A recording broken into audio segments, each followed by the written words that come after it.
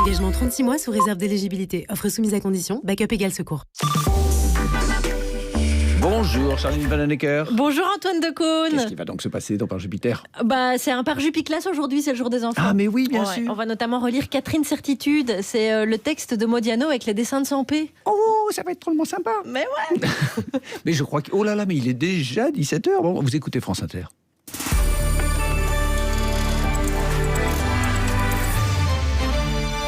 Les infos, Laetitia Gaillet. Un conseil de défense ce matin et Olivier Véran pour la suite. À 19h, le ministre de la Santé va faire un point sur la nouvelle cartographie de l'épidémie en France. Depuis la semaine dernière, le taux de contamination au coronavirus est en augmentation. Un exemple pour s'en rendre compte à Lyon, où le plan blanc a été déclenché hier. Le taux d'occupation des lits en réanimation a été multiplié par 8 en un mois, selon l'Agence régionale de santé Auvergne-Rhône-Alpes. Il est aujourd'hui de 92%. La situation est donc inquiétante. Gabriel Attal, le porte-parole du gouvernement, l'a dit. Et il a donné à la fin du Conseil des ministres même l'idée de nouvelles couleurs pour certaines zones. On l'écoute au micro de Cécilia Arbona. Nous sommes dans un contexte particulier avec une situation sanitaire qui continue de se dégrader de manière évidemment plus marquée dans certains territoires que dans d'autres, avec une pression hospitalière importante. Olivier Véran va intervenir tout à l'heure. Il va refaire la cartographie aujourd'hui de notre pays. Il va redire quelles sont les grandes familles et les grands types de mesures que nous pouvons prendre, que les préfets peuvent prendre selon la situation dans chacun des départements, vous savez, qu'ils soient rouges, super rouges ou écarlates. Et à partir de là et à partir des déclarations d'Olivier Véran, il y aura un travail qui sera mené par les préfets, à Paris comme dans d'autres territoires, selon ou non qu'ils basculent dans une autre catégorie, avec les collectivités locales, en concertation pour annoncer des mesures. Et de nouvelles mesures donc de restrictions sont attendues, on l'a entendu, pour Paris notamment, mais pas que. À l'étranger, en Espagne, de nouvelles mesures sont elles aussi attendues vendredi pour la région de Madrid où la contamination est forte. Près d'1 million de personnes sont déjà concernées par un quasi-reconfinement dans certains quartiers, mais les zones pourraient être étendues. L'armée a été appelée aujourd'hui en renfort pour notamment désinfecter certaines zones. En Belgique, on continue là de desserrer l'étau. À compter du 1er octobre, le port du masque à Bruxelles ne sera plus obligatoire, mais fortement recommandé. Comment mieux accompagner nos enfants pendant les 1000 premiers jours de la vie ? Emmanuel Macron a officialisé cet après-midi la mise en place d'un congé paternité d'1 mois avec 7 jours obligatoires qui seront la garantie, dit-il, que chaque père pourra le prendre. C'est une mesure d'égalité entre les femmes et les hommes, a dit le chef de l'État. La mesure sera inscrite dans le projet de loi de financement de la sécurité sociale 2021 qui doit être présenté dans les semaines qui viennent. L'allongement du congé paternité sera financé par la Sécu pour un coût d'environ 500 millions d'euros en année pleine. Le procès des attentats de Charlie à la cour d'assises spéciale de Paris aujourd'hui. Les derniers proches des victimes et ceux qui ont été pris en otage par Amédi Coulibaly ont parlé toute la journée. Brigitte, par exemple, qui s'était réfugiée dans la chambre froide de l'hypercachère de la Porte de Vincennes. Jean-Luc y était également. Il y a passé comme elle 4 heures dedans et il a raconté à la cour aujourd'hui. On attend notre mort, c'est exactement ça, on attend notre mort. Pendant 1h30, on est resté à genoux dans le congélateur. Ça fait mal aux genoux, on est dans le noir, on est, voilà, comme je vous disais, un animal blessé, on reste caché en espérant qu'il ne va pas nous trouver. Et même à un moment, j'aimerais que ça se termine, qu'ils viennent à moi et puis que ça y est, on en termine parce que c'est insupportable. 1 minute, c'est 1 heure pour nous. Certes, on n'a pas eu les scènes qu'on a eues, mais en bas, on voyait rien, donc on savait pas non plus ce qui se passait. On est dans l'inquiétude aussi, on ne voit rien. Ça serait génial si on pouvait parler et qu'on ressort, ça y est, il n'y a plus rien, le sac est vide. Je suis ressorti avec le même sac, je pense. Des propos recueillis par Charlotte Piret. Je vous renvoie également au site internet de France Inter ainsi qu'au compte Twitter de Charlotte Piret et de Sophie Parmentier pour suivre l'intégralité du procès au jour le jour des attentats de janvier 2015. Une nouvelle victime chez les chevaux, une jument qui a été mutilée avant d'être tuée dans la Sarthe. Les gendarmes ont ouvert une enquête. Alexeï Navalny va poursuivre sa convalescence à Berlin. L'opposant russe qui est sorti de l'hôpital préfère l'Allemagne pour l'instant à la Russie. Le Kremlin lui souhaite un prompt rétablissement et affirme que, comme tout citoyen libre en Russie, il peut rentrer dans son pays. L'Allemagne donc qui soigne Navalny et qui tire à boulet rouge sur Alexandre Loukachenko encore aujourd'hui. Berlin dit ne pas reconnaître le président biélorusse. Il n'a pas de légitimité démocratique. Le porte-parole du gouvernement allemand s'exprimait le jour en fait de la prestation de serment d'Alexandre Loukachenko. Une prestation en catimini plus d'un mois après sa réélection controversée. À Moscou, dans la région, les précisions de Claude Brouillot. Les images enregistrées de la cérémonie au Palais de l'Indépendance ont été diffusées sur les chaînes publiques biélorusses après coup. On y voit Alexandre Loukachenko fouler un tapis rouge sous les applaudissements des officiels, hauts fonctionnaires et députés, avant de prêter serment et de prononcer un court discours dans lequel il évoque ce jour d'investiture comme celui d'une victoire convaincante et il termine en précisant, je cite, que la Biélorussie est peut-être le seul pays où la révolution de couleur n'a pas eu lieu. Peu après l'officialisation de cette cérémonie d'investiture sous haute surveillance, les réseaux sociaux, grâce auxquels les opposants communiquent, ont appelé les habitants des grandes villes du pays à descendre dans les rues et les avenues ce soir en signe de protestation. Dans un communiqué, Svetlana Tikhanovskaya, la principale opposante à Alexandre Loukachenko, réfugié en Lituanie, parle d'une farce. Un autre opposant en exil, Pavel Latouchko, n'hésite pas, lui, à affirmer, je cite, que Loukachenko n'est que le président des OMON, les forces anti-émeutes de Biélorussie. Moscou, Claude Brouillot, France Inter. Il faisait partie de ces grands chefs légendaires, ceux qui apportent toute la finesse de la cuisine française dans une assiette. On a appris il y a quelques minutes la mort de Pierre Troisgros. Il avait monté avec son frère les frères Troisgros à Roanne dans la Loire, établissement triplement étoilé. Pierre Troisgros, ami aussi de Bocuse, lui aussi disparu, était âgé de 92 ans. On en reparle tout à l'heure dans le journal de 18h. Pour l'instant sur Inter, 17h06. Aujourd'hui sur France Inter, la tenue républicaine de votre fille est dans le téléphone seul. Le 18-20, Fabienne Synthèse. Trop courte la jupe, trop court le short, cachez-moi ce nombril que je ne saurais voir, mais qu'est-ce qui est réellement provoquant? Et d'ailleurs, qu'est-ce que ça veut dire? Que disent les ados quand ils s'habillent? 01 45 24 7000. Et l'actu du monde, c'est dès 18h. Aujourd'hui, nous sommes en Italie. Le 18-20, 2 heures d'infos internationales et interactives. À tout à l'heure sur France Inter. Mesdames, messieurs, bienvenue à bord de votre train TGV Inouï. En ce moment, la carte Liberté est à prix promo 299 € au lieu de 399 €. Profitez de billets à tarif réduit unique en France et en Europe, même en dernière minute. Entre nous, elle est rentabilisée dès 4 allers-retours. Alors à vous les déplacements pro. Jusqu'au 7 octobre, la carte Liberté TGV Inouï est à 299 € seulement. Profitez-en. Le port du masque est obligatoire durant votre voyage. Retrouvez toutes nos actions pour votre sécurité sur sncf.com. Vente et informations sur Oui SNCF ou en agence de voyage agréée SNCF. TGV Inouï, voyagez avec votre temps. France Inter aime Le monde de la philosophie, une collection Le Monde. Platon, Sénèque, Descartes, Nietzsche, une collection de 36 volumes rassemblant les textes fondamentaux des plus grands philosophes. Des ouvrages qui s'adressent à tous, donnant des clés de lecture historiques et critiques. Redécouvrez les grands textes toujours d'actualité pour comprendre le monde et décrypter le présent. Le monde de la philosophie, une collection Le Monde parrainée par Roger-Paul Droit. Un partenariat France Inter.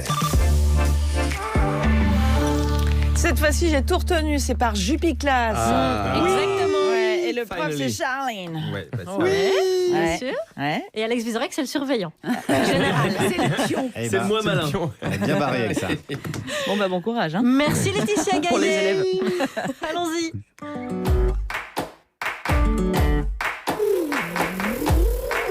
Oh, 9h devant le bureau de Par Jupiter. Enfin, la classe de Madame Charline. Non mais c'est ma vanne. C'est pris dans un carambar. C'est à moi cette. Allez les enfants, là, on repart deux. Ah, on est que deux. Bah justement, j'aimerais bien un petit peu plus de discipline. à chaque fois c'est pareil. Hop, allez, faites-moi voir votre tenue un petit peu là. Madame, moi j'ai une belle chemise, madame. Ouais, Voilà. ça va. Alors pas trop de fleurs quand même, Alex, attention. Hein. Mais Guillaume. Oui, madame. Mais où est ta décence républicaine? Danton. Pardon. Moi je sais ce qu'il allait dire et c'est pas joli, madame. On ne dénonce pas son petit copain, Alex. Tu es belge, rappelle-toi, pas français. Non mais madame, j'ai une nouvelle tenue en plus. Ah bon? Bah ouais, on est allé faire ce week-end du shopping. Ah bah, c'est la meilleure, ça. Où ça? Bah où moi pour m'habiller, je vais tout le temps chez Emmaüs. Ah bah ouais, pour l'habiller, c'est sûr c'est une bonne œuvre déjà. Donc, Ok. Bon, allez, entrez et puis s'entraîner les pieds. Oui, hein. madame. Bon, et les autres là, mais ils croient que c'est optionnel par Jupiclass ou quoi? pas là. L'élève Djoubaka, il est où? Il est pas là. Djoubaka. Désolé, madame Charline, j'avais oublié mes disques. Ah, voilà, toujours les mêmes qui sont en retard. Non mais qu'est-ce que c'est que cette tenue là, oh là là. Djoubaka? C'est ma tenue de tous les jours. C'est pas républicain. Ouais, alors c'est d'une république bananière. Hein. Donc, à partir de maintenant, ça va changer. Alors chacun peut bien sûr comprendre qu'on vienne à Parjupiclas, habillé d'une façon, je dirais... Républicaine. Ouais, voilà. Oui, on sait. Mais madame, la République, c'est aussi la liberté. Hein. Mais pas la liberté de s'habiller n'importe nawak. Non, mais moi, je suis la liberté qui, dans le peuple, vers le punk. C'est un symbole républicain, la liberté qui est dans le peuple. Hein. Ici, la République, c'est WAM.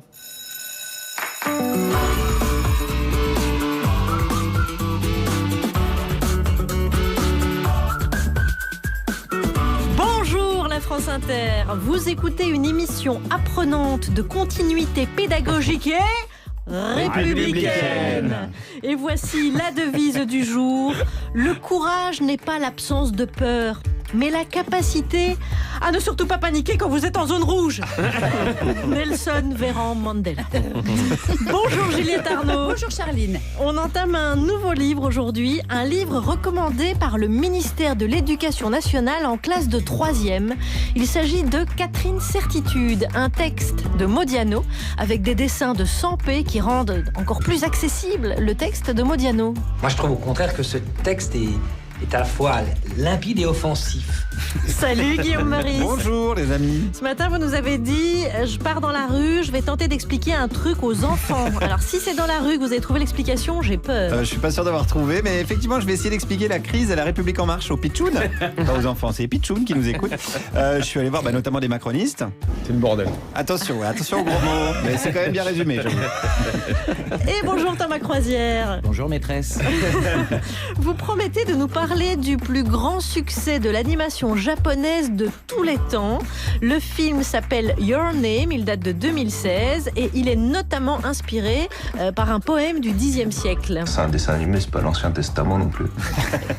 Et voici le surgé, oui. Alex Vizorek. Alors, il me reste encore au fond de la classe. La semaine dernière, Charline avait pris sa place au pied levé pour nous expliquer la science, alors que lui fait tout autre chose, il nous fait comprendre la science. C'était beaucoup mieux d'ailleurs. Je suis d'accord. Monsieur Max Bird est de retour. Et oui, moi je vais vous parler de beauté masculine aujourd'hui. On parle de moi. Chez les oiseaux. Et Chez les oiseaux, je vous emmerde. Il y aura aussi celui qui s'est mis le défi ridicule de faire comprendre la musique aux enfants sans leur parler de la meilleure période de la musique, les yéyés en France. Bonjour monsieur Djoubaka. Ah bon, on va y venir un jour. On va sortir des trucs, quoi. Oui, aujourd'hui, on va parler d'un instrument de musique qui a failli disparaître à tout jamais. Et qui est le glass harmonica. C'est vrai que ça fait un moment qu'on n'a pas entendu parler de celui-là. Apparu. Et enfin, la professeure d'ouverture d'esprit. Et Dieu sait si certains en ont besoin dans la classe. Ne détournez pas le regard Meurice. Écoutez plutôt attentivement Roukiata Ouedraogo. Bonjour Alex. De quoi on va parler ? Je vais vous parler du partage aujourd'hui. Ah très bien, ça c'est bien, c'est de gauche. Ajoutez à cela un journal à la traîne, des exercices qui donnent la migraine et un dessin à faire sans peine et vous obtenez une émission totalement républicaine. C'est là qu'on se rend bien compte que républicaine, ça rime avec tout et surtout n'importe quoi. Oui, je confirme. France Inter, Charline Vanhoenacker, Alex Vizorek, par Jupiter. Non, par Jupiclas. Oh boulot. Si cette émission avait existé il y a 20 ans, il nous aurait peut-être inventé de disséquer une grenouille en direct à la radio. C'est une grenouille qu'il aurait dû au préalable décongeler, parce que j'ai appris que dans les écoles en France, on faisait comme ça, on décongèle la grenouille ou la souris. Trépané. Ouais. Voilà, ça se passe comme ça en cours de SVT chez vous. Hein. Comme quoi le monde évolue parfois dans le bon sens, il y en a de moins en moins. Surtout si c'est Max Bird qui l'explique. Et cuit à tous. Alors aujourd'hui, je vais élucider un mystère qui vous a peut-être déjà travaillé. Vous savez, quand on regarde un paon qui fait la roue, ou un paradisier, là, ces oiseaux qui font des parades complètement tarées, où d'un coup le mâle s'aplatit, il change de forme avec des plumes clignotantes qui s'agitent dans tous les sens. Vous avez sûrement déjà vu. Et on se dit, mais qu'est-ce que c'est ce bordel ? Pourquoi ces piafs-là, ils ont développé des plumes aussi compliquées ? Comment la sélection naturelle a pu contraindre ces oiseaux à devenir aussi ouf ? Parce que certes, on comprend que les mâles soient souvent plus beaux que les femelles chez les piafs, parce que la femelle, elle se reproduit qu'une seule fois par saison de reproduction. Donc faut pas copuler avec le premier estropié venu. Voilà, faut en choisir un avec un beau plumage, qui doit avoir de bons gènes et donnera des enfants robustes. Et les femelles, elles sont pas très colorées, parce que le mâle, il peut théoriquement féconder une infinité de femelles à chaque année. Donc pas besoin de réfléchir, dès qu'une femelle est un peu open, bim, il lui met une cartouche, ça fait toujours une chance de plus d'avoir des descendants qui survivront. Alex est hyper attentif, je l'ai jamais vu. adjectif. Je suis en train de faire des parallèles. L'homme ni homme ni oiseau. Donc voilà, c'est très logique, les mâles sont plus colorés que les femelles, mais pourquoi chez le paon ou chez les paradisiers, cette différence entre les sexes est-elle si extraordinairement disproportionnée? Qu'est-ce qui s'est passé avec ces piafs-là? Eh bien, je me suis renseigné et j'ai découvert ce qu'on appelle l'emballement de Fischer. Et c'est passionnant. Alors, en fait, au sein d'une même espèce d'oiseau, pour bien comprendre, il y a plein de petites variations de plumage chez les mâles. Ils ne sont pas tous exactement pareils. Et il y a plein de variations dans les préférences des femelles. Elles ne sont pas toutes attirées exactement par les mêmes caractères physiques. Les goûts et les couleurs, etc. Donc, quand le hasard fait que certains mâles très vigoureux, qui ont des bons gènes, arborent par hasard une nouvelle plume, bien jaune, il va y avoir des femelles qui vont pas s'y intéresser, mais il y a forcément des femelles qui se trouvent être naturellement attirées par ce genre de plume jaune. Et comme ces mâles sont vigoureux, encore une fois, ça c'est le hasard, et qui font donc plus d'enfants qui survivent que les autres mâles, et ben cette plume jaune se répand chez les nombreux descendants. Mais aussi l'attirance pour la plume jaune des nanas qui ont couché avec eux. Elle se répand à son tour chez les nombreuses descendantes. Et paf, on a les conditions d'un emballement de Fischer. On se retrouve avec de plus en plus de mâles qui ont la plume jaune, qui vont être ceux qui vont attirer le plus de femelles et donc faire le plus d'enfants. Et aussi de plus en plus de nanas obsédées par les plumes jaunes, qui vont se jeter sur les mâles avec les plumes jaunes et donc profiter de la vigueur génétique de ces mâles et donc avoir plus d'enfants qui survivent. Autrement dit, avoir une plume jaune est un avantage. Être attiré par les plumes jaunes, c'est un avantage. Ça crée une boucle rétroactive et paf! Dans un temps très très très très court, l'aspect des mâles de cette espèce change radicalement. Le plumage devient très très vite totalement improbable avec des plumes jaunes partout. Le grand remplacement, on peut dire. Voilà. Alors je dis c'est très rapide, c'est sur des siècles et des siècles, mais par rapport à la course normale des choses, voilà, c'est une courbe qui bondit d'un coup, c'est un emballement. Mais cet emballement, il finit par se stabiliser. Ces plumes, elles peuvent pas se développer comme ça à l'infini, parce qu'au bout d'un moment, ça devient un trop gros désavantage. Les oiseaux, ils peuvent même plus bouger. Donc tous les oiseaux extravagants qu'on peut voir, comme le paon, les paradisiers, c'est pile la limite, c'est le compromis entre beauté époustouflante et praticité du quotidien, quoi. Chercher à manger, échapper aux prédateurs.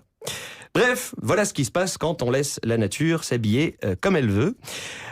Donc c'est vrai, si on veut prévenir un emballement fichérien de l'industrie de la mode, imposer la tenue républicaine, c'est peut-être une solution, mais c'est tout de même très amusant de noter que le paradisier qui arbore le plus de couleurs différentes, dont on pourrait dire qu'il s'habille le plus olé olé, s'appelle le paradisier républicain. Mais non. Voilà, Diphylodes respublica, si c'est ça. Merci de m'avoir écouté, Kikou à tous. Max Bird, c'est fou. Alors, est-ce qu'il peut y avoir une femelle qui confond un peu, parce que le canari et le poussin doivent avoir un swag de ouf. Et oui, ils se ressemblent un petit peu, mais il n'y a pas un dimorphisme de taré, puis le poussin est un jeune. Quoi. J'allais dire, c'est de la pédophilie. Oui, exactement. Peut-être chez les oiseaux. Il y a beaucoup de pédophiles chez eux. Le canari adulte. Non, au contraire, je pense que ça doit être une des branches du règne animal où il n'y en a pas. Et il y a des boutiques où on peut se récupérer cette plume jaune. C'est pas pour moi, c'est pour un ami. Non, mais si jamais quelqu'un veut regarder à quoi ressemble un paradisier républicain sur Internet et s'habiller comme ça, en mode string, avec des grandes plumes, et arriver à l'école, techniquement, on ne pourra pas lui dire qu'il n'a pas respecté les consignes. Merci Max Bird. Merci et à on vous. peut vous réécouter en podcast et partager aussi sur Facebook, bien sûr. Partagez. Exactement. C'est comme ça la vie, la vie. C'est comme ça pour accepter. C'est comme ça la vie, la fête. C'est comme ça pour faire éveiller.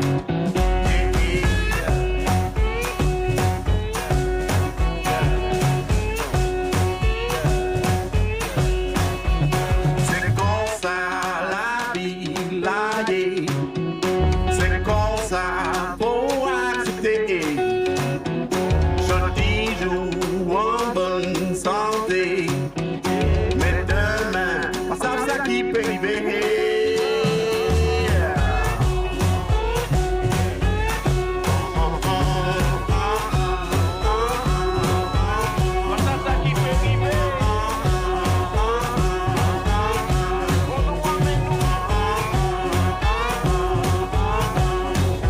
Oui, c'est comme ça la vie, la vie.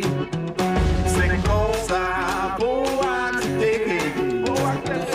Jeudi jour, on file amis. Mais demain, yo fait tout partir.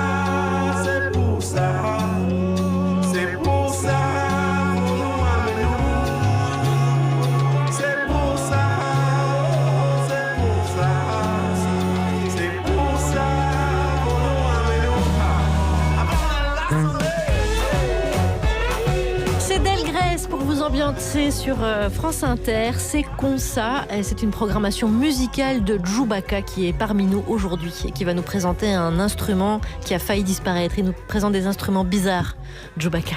Avec des bonnes histoires. Bah, bien sûr, avec des bonnes histoires. Les fameuses histoires de tonton Joubi que tout le monde attend, bien sûr. Alors, l'actualité est une pâte à modeler. On va vous apprendre à faire des blagues de toutes les formes. C'est parti. Vous allez à l'école dans une tenue correcte.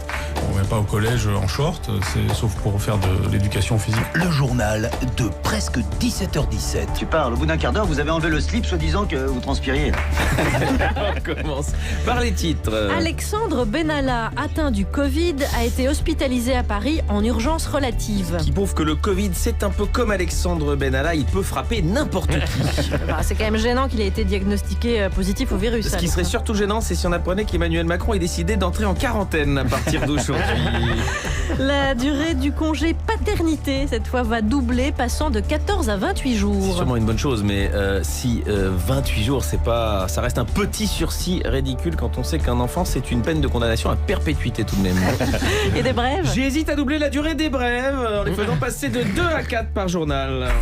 Non, c'est pas nécessaire. Ouais, j'ai pas une majorité encore. Non, il n'y a pas de demande à ce niveau-là. Commençons par l'audition devant la commission d'enquête du Sénat sur le Covid-19 de la ministre des Armées, Florence Parly. Oui, parce qu'elle reconnaît avoir menti en disant que les militaires revenant d'une mission à Wuhan avaient été testés. Ah non, ça, je peux pas vous laisser dire ça. Écoutez ce qu'elle a dit exactement. J'ai juré de dire la vérité. Et donc, ayant juré de dire la vérité, je me dois de vous dire que j'ai dit quelque chose d'inexact le 4 mars à France 2. Ce que j'ai dit, en effet, c'est que les équipages qui étaient de retour de Wuhan à bord de l'Estérel avaient été testés. C'était un raccourci. C'était pas un mensonge, c'était un raccourci. Je préférais qu'on soit précis dans cette émission. Pardon, je tiens à présenter mes excuses. Voilà. Politique toujours, invité sur BFM TV, Aurore Berger a déclaré au sujet de La République En Marche « Je n'ai pas envie qu'on soit une parenthèse ». Alors qu'Aurore Berger, on aimerait tous qu'elle soit une parenthèse parce que quand elle l'ouvre, on a très vite envie de la refermer. Coronavirus, de nouvelles mesures de sécurité sont envisagées pour la ville de Paris et on en saura plus ce soir. Oui, vous allez voir qu'Anne Hidalgo va rajouter une bande de circulation réservée aux virus. Justement, la maire de Paris a intégré le classement des 100 personnes les plus influentes dans le monde, publié par le magazine américain Time, et son portrait a été rédigé par l'ancien vice-président Al Gore. Ah, peut-être pas un hasard. Al Gore, je rappelle, spécialiste des catastrophes naturelles.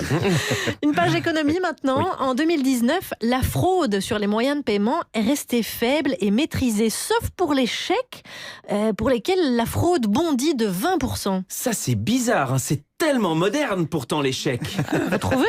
Non, mais j'essaie de m'intégrer en France. En Belgique, il n'y a plus de chèques depuis 2002. Donc, Quoi, vous voulez dire la France serait rétrograde ? C'est une vraie question. Non, mais moi aussi j'essaie de m'intégrer en fait. Dis donc, ça vous dérange pas ? On vous dérange pas les deux là ? Rentrez chez vous. Si ça vous plaît pas. Enfin, sport à présent. Oui, j'ai entendu. Et nous on dit rien, on écoute, on rit à leur blague, on est sympa. Entendu dans l'affaire des soupçons de dopage sur le Tour de France, le coureur colombien Nairo Quintana a assuré dans un communiqué qu'il ne s'était jamais dopé. Oui, exactement ce que dirait quelqu'un qui se serait dopé. Non, on va pas l'accuser sans preuve quand même, Alex. Non, bien sûr, on va pas l'accuser sans preuve. Cycliste professionnel et colombien, voilà quelqu'un qui d'évidence n'a jamais entendu parler de la dope, a priori. Allez, les brèves. Oui, en Tasmanie, des centaines de dauphins pilotes ont été découverts morts, échoués. Du coup, on les a rebaptisés des dauphins Ayrton Senna. Et la dernière ? Et la dernière, fait divers en Meurthe-et-Moselle. La soirée libertine tourne mal. Il se réfugie nu et blessé près d'un McDonald's, ce qu'on appelle une soirée fast-food. Oh non, Oh non, tout allait bien jusque-là. Émission pour enfants. On était républicains jusque tout à l'heure. Je vais en parler avec notre réalisateur François Audouin. Cette séquence de brève, il faut arrêter de la mettre avant Juliette Arnaud et la littérature. Il faut faire quelque chose. Quand même. Mais oui, parce qu'avec Juliette, là tout de suite, j'avais oublié. On va passer à un livre pour les 10-13 ans. Un livre qui a été écrit par un prix Nobel de littérature et illustré par un génie de ce siècle. Je vous laisse nous dire tout, Juliette. Très bien. L'OMS estime à 2,3% le taux d'enfants intellectuellement précoces en France. C'est embêtant. Pourquoi ? Parce que ça fait que 2,3% d'enfants dont les parents peuvent frimer en soirée avec leurs enfants à gros QI. Parfois, ces 2,3% d'enfants, en plus, ils sont allergiques au gluten et ils n'ont lâché leur biberon que pour choper un archet et un violon. Et là, tu passes une soirée pénible. Et, bah oui, parce que vu que c'est un enfant, tu peux pas dire « Ouais, je m'en fous, il est où le cubi de chardonnay ?» Alors, j'ai pensé au reste des parents, à ceux qui ont des enfants moyens, mais qui voudraient bien, une fois de temps en temps, frimer par le truchement de leur enfant. Avec le livre du jour, ils pourront dire « Poupette ? Non, elle va bien, elle bricole. En ce moment, elle est à fond de Modiano. Ouais. Le prix Nobel 2014 de littérature. Qu'est-ce que je te dis ? C'est son truc à Poupette, les prix Nobel de littérature. » Et ça, c'est possible parce qu'en 1988, donc, Modiano, pas encore prix Nobel, mais qui avait déjà mis tout le monde d'accord avec ses qualités littéraires, il a écrit un bref roman pour J'aime lire. Et c'est le père du petit Nicolas qui se charge d'illustrer ce roman. Sauf que là, c'est une fille, c'est la petite Catherine, somme toute. Voilà, Catherine Certitude. Et là où c'est magique, c'est que non seulement Catherine Certitude est à la portée de Poupette, mais que toi, parent, un soir de fatigue, après une journée de télétravail compliquée, tu liras par-dessus l'épaule de Poupette, parce que l'humour des dessins de Sampé, son humour acide et gentil, si, c'est possible, te choperont l'œil. Et comme Poupette, tu auras très envie de connaître l'histoire de Catherine Certitude et de son père. Enfin, c'est surtout que tu te sentiras bien dans l'histoire de Catherine Certitude et de son papa. Parce que le père de Catherine est un super-héros ? Non. Parce que le père de Catherine est un génie, ou un concepteur chez Google, ou un joueur du Bayern de Munich ? Non plus. Le papa de Catherine, il a ce truc flou qu'ont en fait souvent nos parents quand on est petit et qu'on comprend pas exactement le métier qu'ils font. Et que de toute façon, nos parents, c'est pas comme nous, donc c'est flou. Sauf que le père de Catherine, il fait des affaires, des petites affaires, à la limite de la légalité, peut-être l'import-export. Il dit à sa fille, disons que je travaille dans les paquets. C'est flou. Mais de toute façon, le flou, il est beaucoup dans la vie de Catherine et de son papa. Ils sont myopes tous les deux, alors ils portent des lunettes. Et quand ils en ont marre de la vie réelle, ils enlèvent leurs lunettes. Sans lunettes, tout est doux et brumeux, flou et tendre. Et Catherine, quand elle fait de la danse, elle n'a pas le droit de porter ses lunettes. Mais elle préfère, comme elle l'explique à son père, parce que c'est doux, c'est brumeux, c'est flou et c'est tendre. Et son père, de lui répondre à Catherine, « Ce sera comme moi quand j'étais jeune. Les autres te trouveront dans le regard, quand tu ne porteras pas tes lunettes, une sorte de buée et de douceur. Cela s'appelle le charme. » Wow. Alors toi, parent de Poupette, tu lui piqueras son livre à Poupette. Peut-être parce que ton père te manque, peut-être. Et tu tomberas, après ta journée de travail d'adulte, sur ce paragraphe. Le matin, papa me réveillait, il ouvrait les persiennes et je le voyais de dos dans l'embrasure de la fenêtre. Et il disait, en nouant le nœud de sa cravate, sur un ton pensif ou quelquefois très résolu, « À nous deux, madame la vie. » Et toi, parent, tu seras bien content d'avoir une petite formule guillerette pour y aller vers cette nouvelle journée. Merci, bisous, merci. Juliette Arnaud. Merci Juliette. Donc Modiano, Sampé, Catherine Certitude, et c'est en folio ? Oui, c'est un folio, ça coûte 2 francs 6 sous. C'est tellement joli, c'est parfaitement écrit, parfaitement dessiné. Tu sais pas ce que tu pleures, tu ris. Bonne idée et recommandée par l'Éducation nationale pour les classes de 3e. Alors ça, je ne savais pas, parce que sinon je l'aurais pas fait. Officiellement. Ah bon?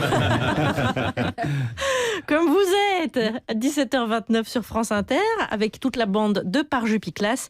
Et parmi les chroniqueurs, il y en a un qui n'enlève jamais sa casquette. Non, jamais. Même en classe, et ça, Jean-Mich, il dirait que c'est pas normal. Je vais vous dire, c'est plutôt ces boules qui devraient enlever de temps en temps pour écouter ces choix musicaux, monsieur Djoubaka. Vous êtes Donc je reconnu n'enlève ni les boules caisses, ni la casquette. C'est ça qui est bien. Alors aujourd'hui, il va y avoir de la casse dans le vaisselier familial. Car aujourd'hui, on cause du glace harmonica. Bon, j'imagine, que dis-je, j'espère quand même pour tout le monde que vous avez au moins essayé une fois de produire un son grâce à un verre en cristal rempli de flotte. Alors il paraît que ça, depuis la nuit des temps, hein, toutes les civilisations, les choses avec 2 bras, 2 jambes, on essaye de produire de la musique en cognant, en frottant de la porcelaine ou un verre rempli d'eau. Mais il fallait bien quand même un instrument, une sorte de mécanique qui nous permette de composer et d'entendre ces sons. Et voici ce que produit le glace harmonica lorsque l'on pose comme ça ses petits doigts potelés dessus.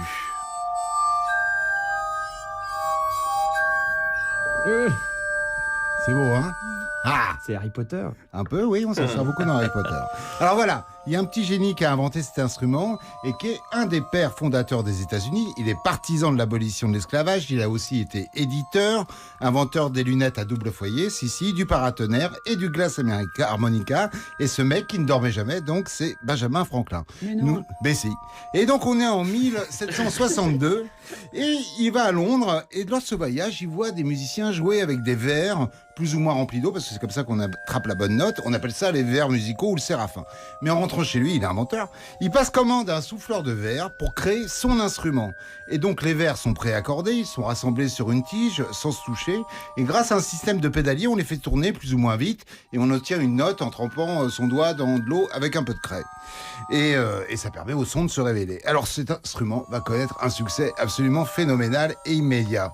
C'est tellement fort que notre reine, Marie-Antoinette, s'y colle, mais aussi les grands compositeurs de l'époque, type Beethoven ou Mozart. Alors ce dernier, le génie précoce, va le découvrir dans des circonstances hyper étranges.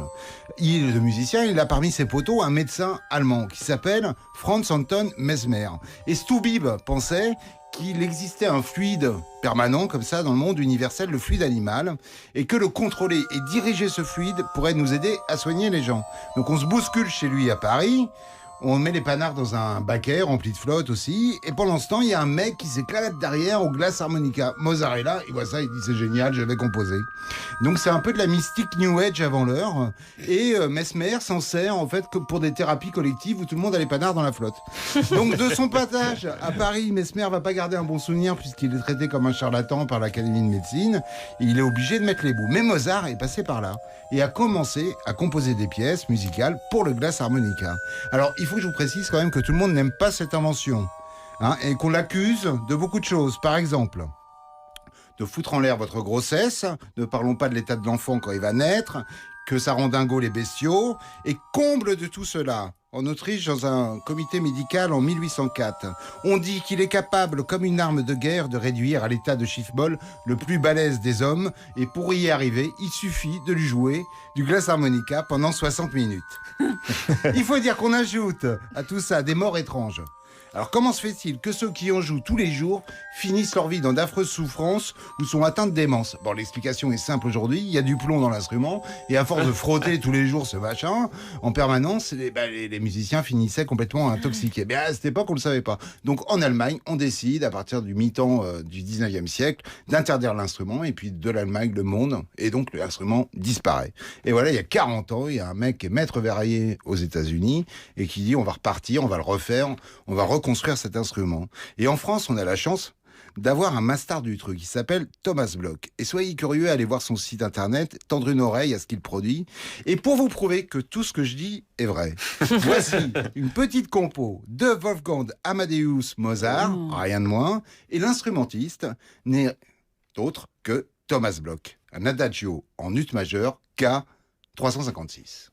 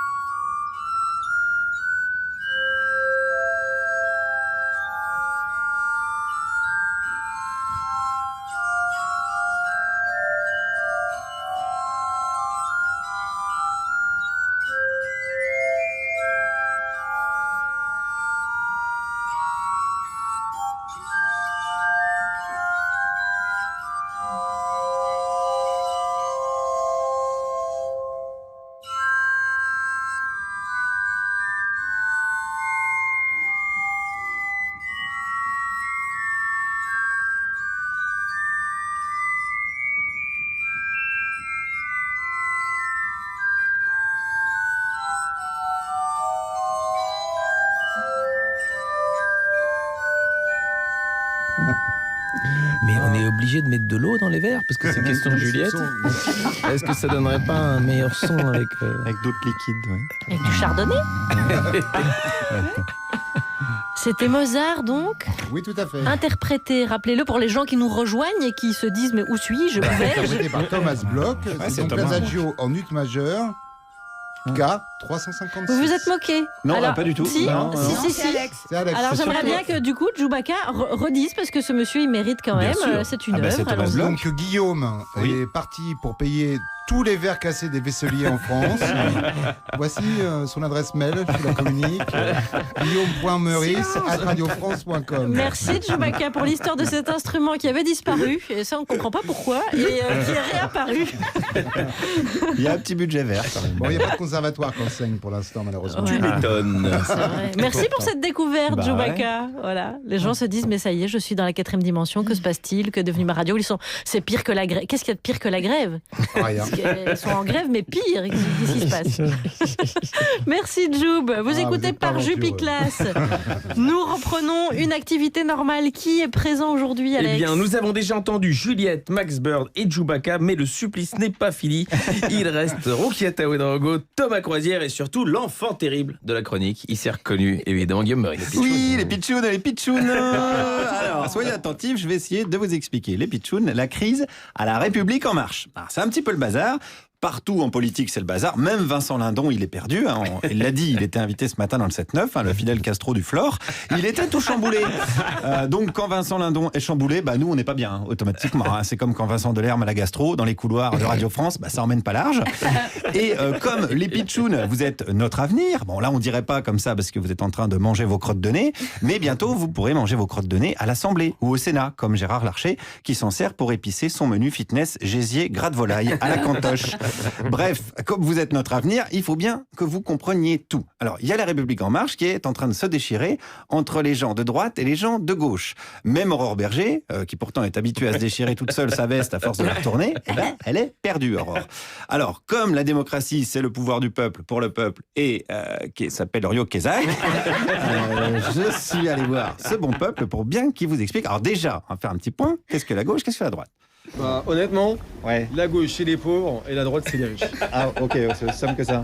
Voilà, bon pour moi c'est ça. Est-ce qu'il n'y a pas des riches de gauche? Bah si. Ah bah si, et qui s'appelle Rio France Inter, même j'ai envie de dire. Sinon on ferme boutique hein, tout de suite. Hein.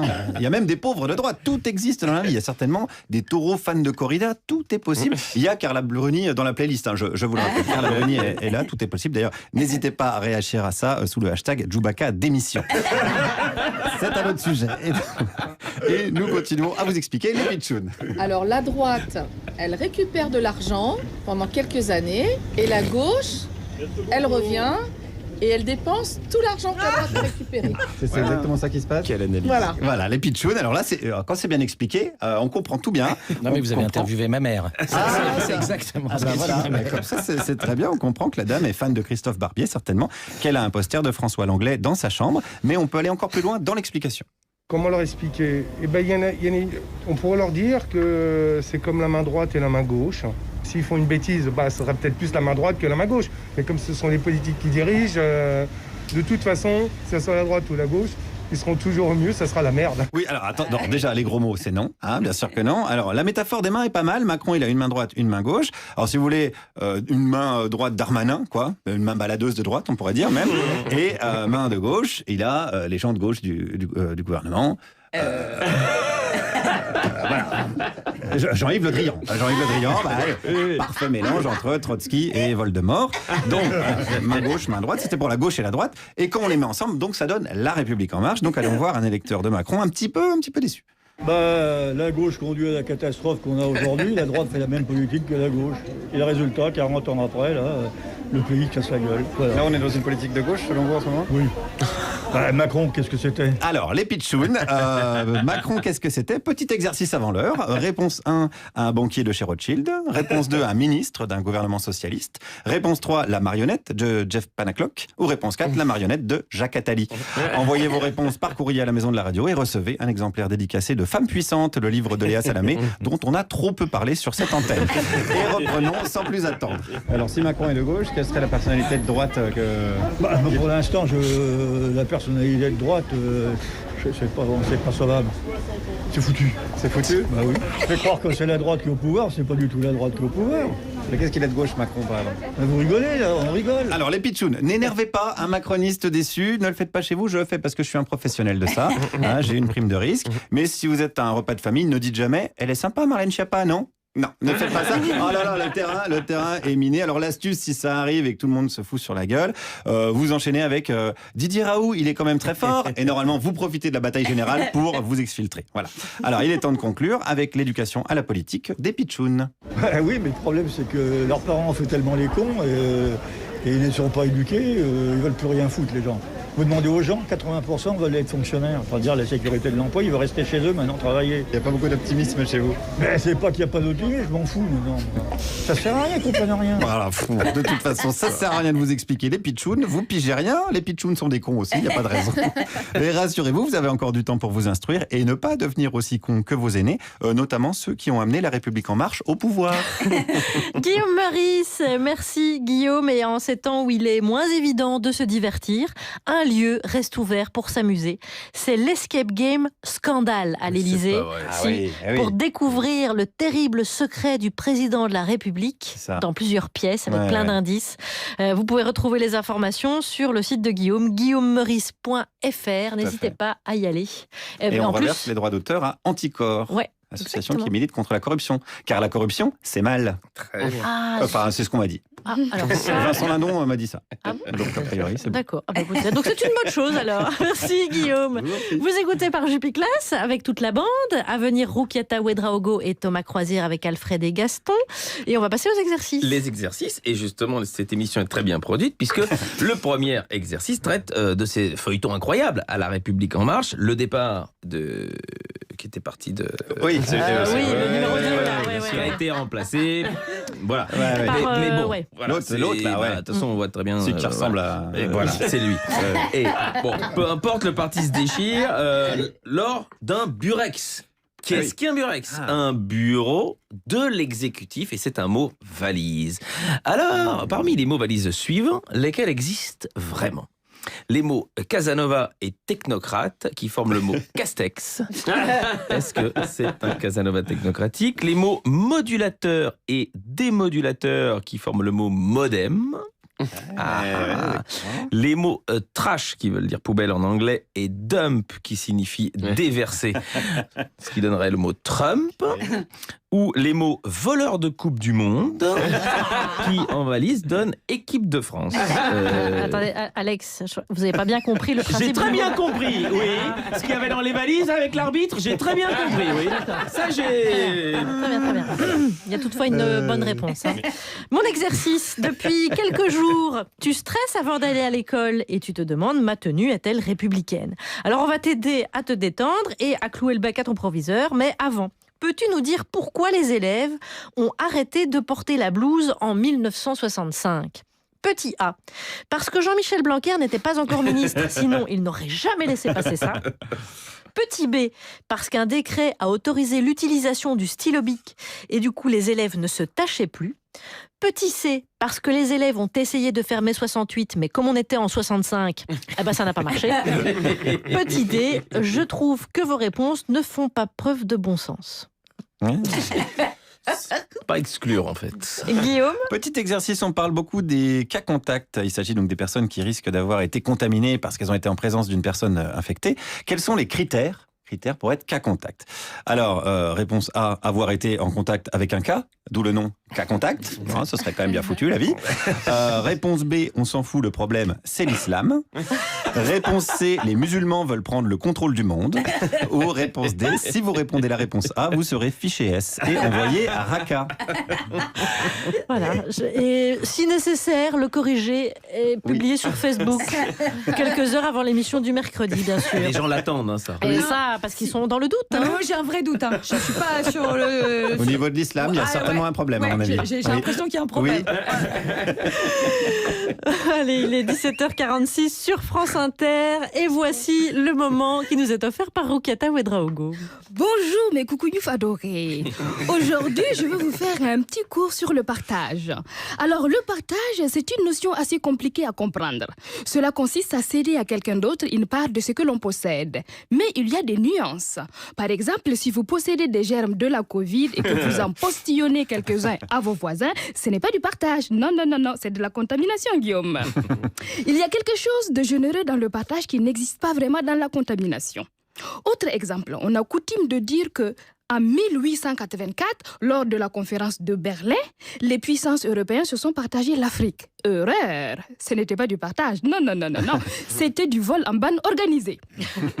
Le meilleur exemple pour comprendre cette notion de partage, c'est le repas familial. Chez nous, c'est souvent le papa qui ramène l'argent pour acheter les ingrédients pour le repas. Donc, du point de vue financier, le repas appartient au papa.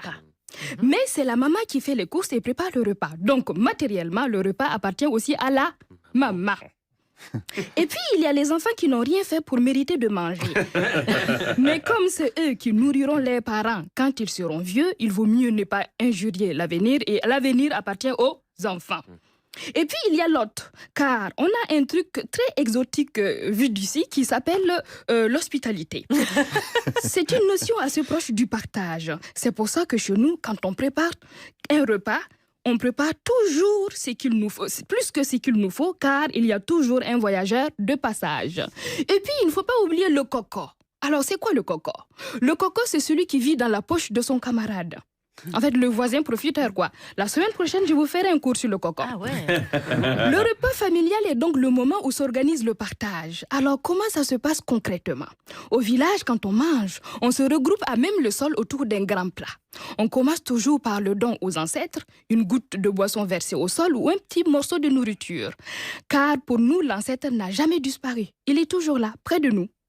Le plus petit des enfants a pour responsabilité de tenir le plat pendant tout le repas afin que celui-ci ne bouge pas. Et en retour, les plus grands ne doivent jamais être les derniers à se lever car les dernières poignées de nourriture sont toujours destinées aux plus petits. Alors pendant le repas, on n'a pas le droit de parler, de rire, ni de pleurer d'ailleurs. On doit respecter la nourriture et manger dans le silence. Car manger dans le silence permet à l'homme de moins manger et moins il mange, plus son cœur s'emplit de lumière. De lumière. Ah oui, ça on Ouais, savait bien pas, sûr. on n'a pas l'info de ça. La lumière. En plus, manger dans le silence nous permet de ne pas raconter d'âneries. Alors, ce qui est bien dans ce moment de partage, c'est que l'enfant apprend quelle est sa place dans la famille. Il doit obéir, mais en même temps, on le responsabilise. Les adultes, eux, doivent faire en sorte que le plus petit mange à sa faim. L'autre aussi mange à sa faim car demain, c'est lui qui accueillera un voyageur de passage. Alors, on voit à travers cet exemple de repas que le partage est ce par quoi s'organise et se structure la communauté. Oui, mais attendez, c'est la maman dans tout ça alors? Eh bien, la maman, elle mange à part car elle n'a pas le droit de se mélanger aux hommes. Et pourquoi? Eh ben, j'en sais rien, c'est comme ça, un point c'est tout. Oui, ça c'est bien. Hein? Ça, c'est bien, Comme c'est quoi, bien. ma sœur, hein, les traditions, c'est pas du cochon. Hein. Ah bah, tout n'est pas bon dedans. Roukiata Ouedraogo, merci Rouki. Vous jouez vendredi à Saint-Jean-de-Maurienne, c'est en Savoie. Et samedi, vous jouez à Chassieux dans le Rhône. C'est toujours votre spectacle Je demande la route. Merci Rouki.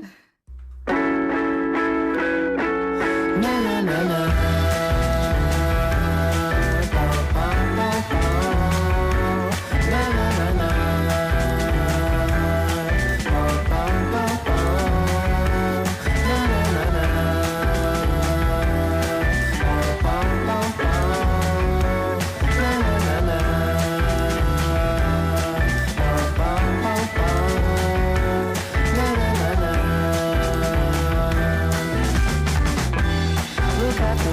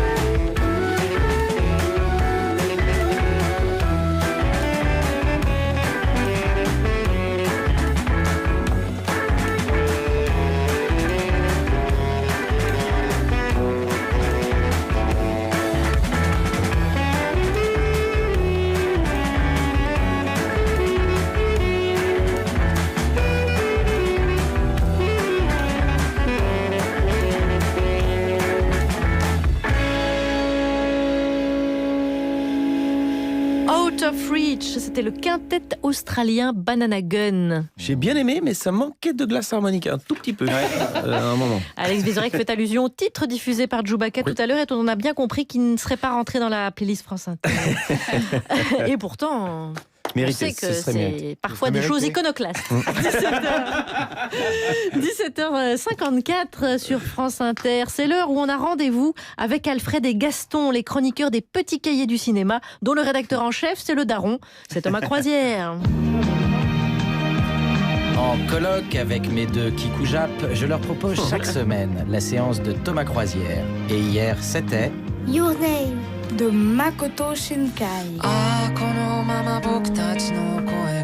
Makoto Shinkai. Retenez bien ce nom, car son surnom de nouveau Miyazaki est trop réducteur pour qualifier ce nouveau maître de l'animation japonaise qui, avec Your Name, réalisa le plus gros succès de l'histoire, devant même l'oscarisé Voyage de Chihiro. C'est une jeune fille qui veut vivre dans la ville parce qu'elle en a marre de la vie de campagne. Il n'y a pas de librairie, il n'y a pas de café et tout ça. Donc elle veut vivre dans la ville.